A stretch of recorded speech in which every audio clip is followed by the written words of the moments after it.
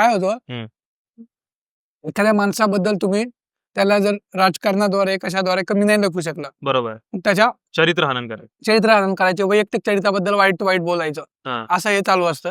हां. तर गांधीबद्दल पण तो प्रकार आहे. हां. पण गांधींनी उलट आहे ना, या देशातल्या महिला आहेत याच्यासाठी सगळ्यात मोठं काम केलेलं आहे. म्हणजे हां. जगात कोणी केलं नसेल, हां. की आपल्या देशात चूल आणि मूल एवढ्यापुरतं महिला मर्यादित होती. बरोबर. तिला बाहेर जायला परवानगी नव्हती. हां. आणि 40% महिला यांचे म्हणजे बालपणीच विवाह होऊन त्यांचं विधवा व्हायच्या त्या. बरोबर. आणि अशा महिलांना पुढे काही फ्युचर नसायचं. तर हं. गांधीजींनी काय सांगितलं, हं. की विधुराला जर पुनर्विवाहाचा अधिकार असेल, तर विधवेला पण असला पाहिजे आणि नसेल, तर तो विधुरालाही नसावा. त्या काळात केलेलं स्टेटमेंट आहे. आज ओके. लोकं करतात. हां. त्या काळात त्यांनी हे केलेलं आहे. ते हां. म्हणाले, की मी स्वातंत्र्य लढ्यात जर सामील नसतो, हं. तर मी महिलांच्यासाठी लढलो असतो. ओके. कारण मी जर महिला असतो तर. हां. तर जर ते काही वर्ष अजून जगले असेल, तर त्यांनी महिलांसाठी लढा केला असता.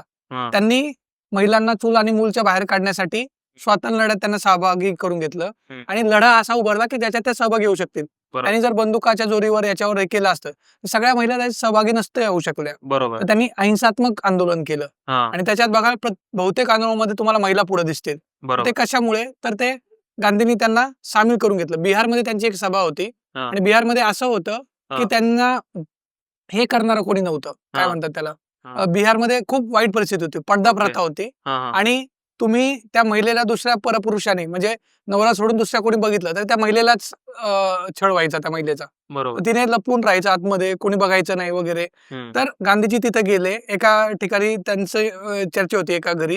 हं. तर त्यांनी बघितलं, की काही महिला आहेत ना, त्या घरातल्या ते छोट्या खिडकीचे असतात तिथून बघत आहेत बरोबर. आणि खाली येत नाहीये. तर हं. त्यांनी खाली बोलावलं, पण त्या काही आल्या नाही. हं. पण एका घरी त्या आल्या, त्यांच्याशी संवाद साधला. ते म्हणले, की आम्हाला परवानगी नाही वगैरे. हं. तर त्यांना ते खटकलं. हां.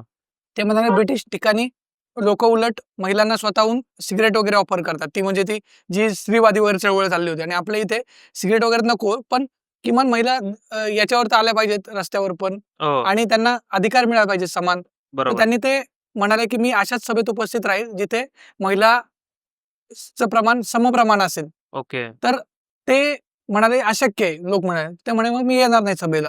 ओके. आणि पण लोकांनी ते करून दाखवलं. हं. आल्या त्या सभेत आणि हं. तेव्हा गांधीजी गेले त्या सभेत. ओके. त्यांचा एक पुतण्या, काय नाव त्याचं, मगनलाल गांधी. हां. मगनलाल गांधी